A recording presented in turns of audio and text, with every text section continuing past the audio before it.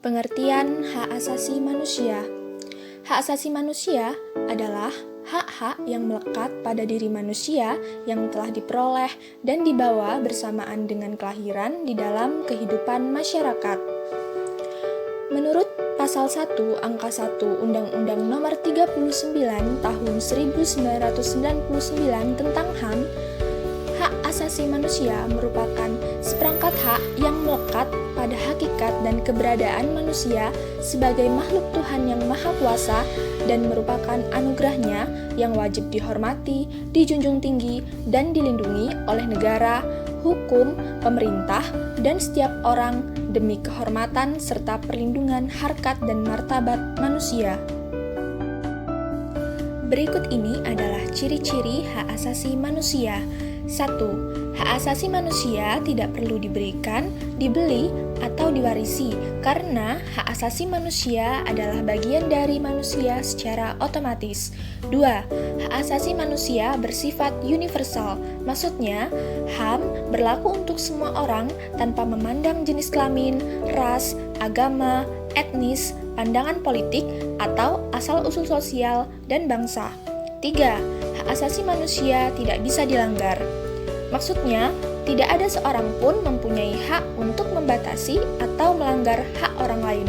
Orang tetap mempunyai HAM walaupun sebuah negara membuat hukum yang tidak melindungi atau melanggar HAM.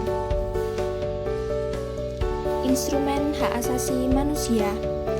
Hak asasi manusia dilahirkan oleh sebuah komisi PBB pada tanggal 10 Desember 1948 yang secara resmi diterima oleh PBB sebagai Universal Declaration of Human Rights.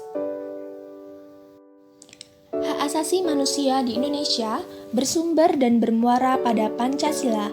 Maksud bersumber pada Pancasila adalah hak asasi manusia mendapat jaminan kuat dari falsafah bangsa, yakni Pancasila. Bermuara pada Pancasila dimaksudkan bahwa pelaksanaan hak asasi manusia tersebut harus memperhatikan garis-garis yang telah ditentukan dalam ketentuan falsafah Pancasila. Berbagai instrumen hak asasi manusia lainnya yang dimiliki oleh negara Republik Indonesia yaitu sebagai berikut. 1. Undang-Undang Dasar 1945. 2. Ketetapan MPR Nomor 17 Tahun 1998 tentang Hak Asasi Manusia. 3. Undang-Undang Nomor 39 Tahun 1999 tentang HAM. Jenis-jenis hak asasi manusia. 1. Hak asasi pribadi atau personal rights. Cakupannya meliputi hak kebebasan menyatakan pendapat, hak kebebasan memeluk agama, kebebasan bergerak, menentukan nasib sendiri, hak untuk hidup, dan hak untuk tidak disiksa, serta masih banyak lagi. 2. Hak asasi ekonomi atau property rights. Cakupan hak asasi ini meliputi hak untuk memiliki sesuatu, membeli dan menjual, serta memanfaatkannya, hak untuk bekerja, dan hak untuk mendapatkan upah, dan lain-lain. 3. Hak asasi politik atau political rights. Cakupan dari hak asasi politik yaitu hak untuk ikut serta dalam pemilihan, hak pilih atau hak dipilih dan memilih dalam suatu pemilihan umum, hak untuk mendirikan partai politik, hak untuk menyampaikan pendapat, serta hak untuk berkumpul dan berserikat. Jenis-jenis hak asasi manusia yang selanjutnya yaitu 4. Hak asasi hukum dan pemerintahan, Rights of Legal Equality. Cakupan dari hak asasi hukum dan pemerintahan yaitu hak-hak asasi untuk mendapatkan perlakuan yang sama atau setara dalam hukum dan pemerintahan. Selanjutnya, nomor 5, hak asasi sosial dan budaya atau Social and Cultural Rights. Cakupannya meliputi hak untuk memilih pendidikan dan hak untuk mengembangkan kebudayaan, dan masih banyak lagi hak-hak lainnya.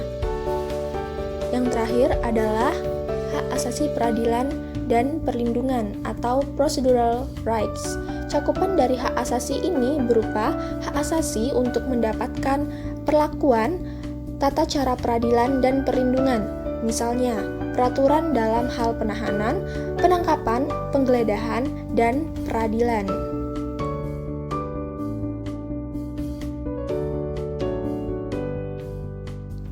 Pelanggaran hak asasi manusia.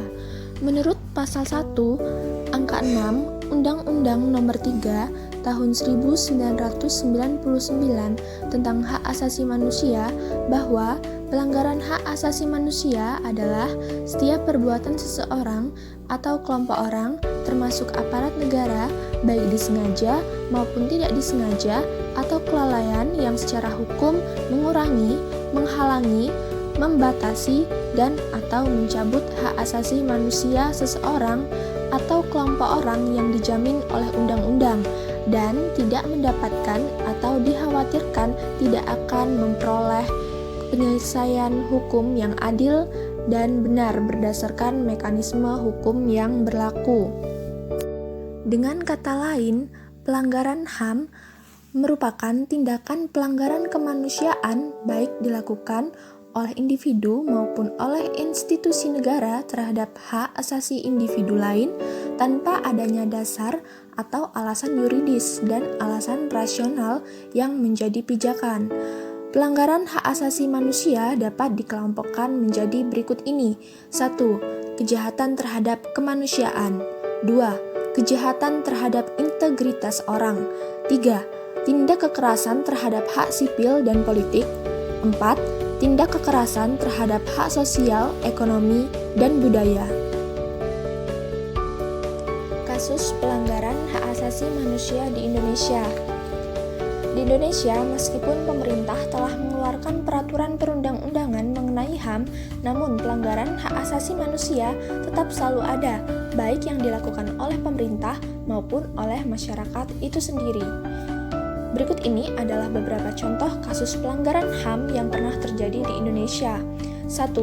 Kerusuhan Tanjung Priok pada tanggal 12 September 1984. Dalam kasus ini, sebanyak 24 orang tewas, 36 orang luka berat, dan 19 orang luka ringan.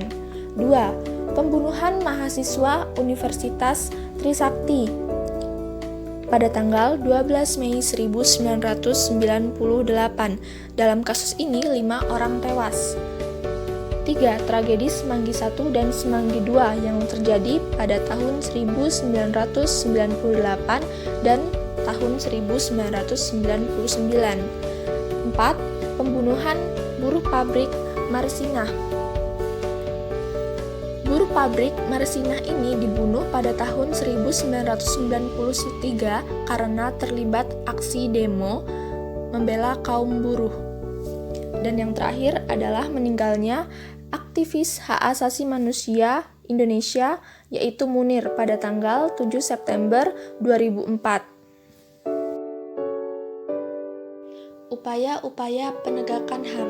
Upaya penegakan HAM adalah tindakan yang dilakukan untuk membuat hak asasi manusia semakin diakui dan dihormati oleh pemerintah dan masyarakat.